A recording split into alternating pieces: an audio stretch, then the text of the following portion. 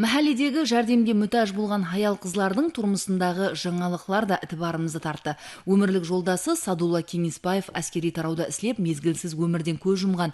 Бүгін күнде 3 перзенті менен жасап атырған Айзада Есімбетованың да тұрмысында жақсы өзгеріс жүз бермекте. Анығырағы өмірлік жолдасының құраллас дослары Қайыр Хомлық қоры есабынан жаңадан үй салып бермекте. Қызымыздың со жайын баслап атыр, со фундаментінен баслап, 3 күннен бері көріп, сондай дәрежеге әкелді. Осылар кіргізіп беремен деп атыр, соғаным қуанып атырман. Inson qadri shiori ostida bir guruh jamoatchilik guruhi tashkil qilib, butun tizim bo'ylab Mudofaa vazirligi, Ichki ishlar vazirligi, Milliy gvardiyada xizmat qilayotgan hamda barcha tizimlardagi nafaqaxo'rlar bilan birgalikda jamoatchilik guruhini tashkillashtirganmiz. Guruhimiz 5000 ga yaqin.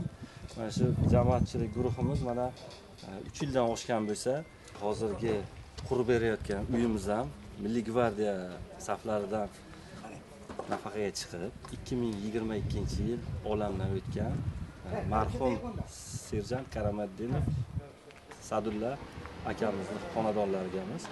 Bu oilani ham uyi yo'q, 3 nafar voyaga yetmagan farzandlari bor. Mana shu qardoshlarimiz bilan birgalikda hasharlarimizni boshlaganmiz. Uy qurib berib, shu oilani ham kambag'alchilikdan farovonlik hayoti sari yetaklab, qo'llaridan ushlab olib chiqib ketamiz. Қайырлы іслердің басында тұрған әскери тарау қызметкерлері өз қоллары менен жаңа үйдің тырнағын қалап, құрылыс іслерін тезлестірмекте. Жәмиетте хаял қызларға қаратылып атырған ітібар, өзгеше хүрмет, іззет, осылайынша олардың шаңырақларындағы абаттылыққа ерсуіне қызмет ете береді. Бізде хабарлар хәзірше ұслар алда болса деттегіде хауарай хақындағы мағлұматпенен тансасыз, саламат болың.